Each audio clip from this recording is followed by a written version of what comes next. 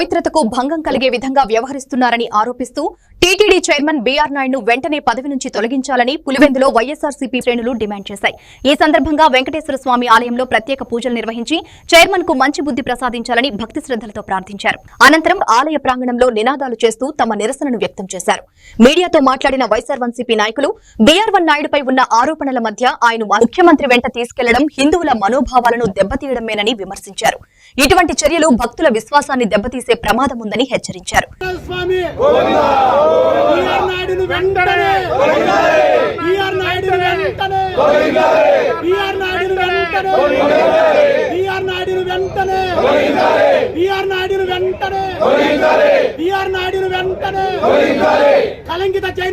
ప్రసిద్ధి చెంది కోట్లాది మంది భక్తులతో చారిత్రాత్మకం కలిగిన తిరుమల తిరుపతి వెంకటేశ్వర స్వామిని ఈరోజు టీటీడీ చైర్మన్ గా పనిచేస్తూ దేవుని సన్నిధిలో అపవిత్రాలు చేస్తూ హిందూ భక్తుల మనోభావాలను దెబ్బతీస్తూ ప్రతి ఒక్కరిని కూడా అవహేళన చేస్తూ ఎగతాళిగా మాట్లాడి ఈరోజు ఆ పదవికే చాలా అన్యాయం చేసి ఆ పదవిని భ్రష్టు పట్టించిన బీఆర్ నాయుడును వెంటనే సస్పెండ్ ఆ పదవి నుంచి తొలగించి ఆయనకు వెంటనే ఆ పదవి నుంచి తొలగించాలని తెలియజేసుకుంటున్నాము.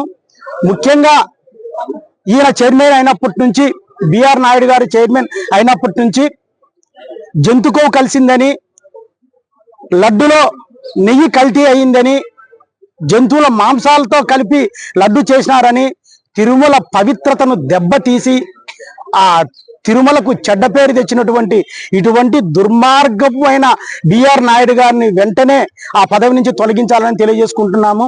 మరీ ముఖ్యంగా కూటమి ప్రభుత్వం వచ్చిన తర్వాత ఎన్నో దేవాలయాల్లో కానీ, ఎంతో మంది నాయకుల మీద కానీ, ఎంతో మంది కార్యకర్తల మీద కానీ, పబ్లిక్ ప్రజల మీద కూడా ఎటువంటి అన్యాయాలు చేశారో, ఎటువంటి దుర్మార్గ పనులు చేశారో, ఎటువంటి అశ్లీలతమైన పనులు చేశారో ప్రజలందరికీ కూడా రాష్ట్ర వ్యాప్తంగా తెలుసు.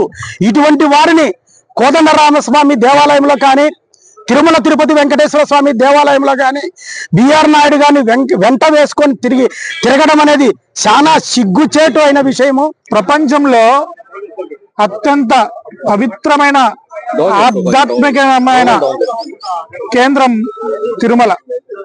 ఆ తిరుమల ప్రతిష్టను కాపాడే బాధ్యత ప్రభుత్వానిది, ఆ పాలక వర్గానిది, ఆ పాలక వర్గ చైర్మన్ది. కానీ ఈ మధ్య కాలంలో ఆ పాలకవర్గ చైర్మన్ బీఆర్ నాయుడు గారి రాసలీలలు మొత్తం రాష్ట్రం అంతా కాదు, దేశమంతా వీడియోలు వైరల్ అయినాయి.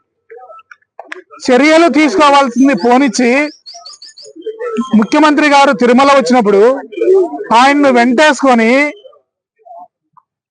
మొత్తము తిరుమల అంతా తిరిగి ఎవరు ఎన్ని చేసినా నేనున్నాను, ఎవరు ఎన్ని ఆరోపణలు చేసినా, మీరు ఎన్ని తప్పులు చేసినా నేనున్నాను, మీకేం భయం లేదు, తప్పులు చేయండి మీరు అనే ఉద్దేశంతో ఆయన తిరుమలలో మొత్తం ఆయన్ని వెంటేసుకొని తిరగడం జరిగింది.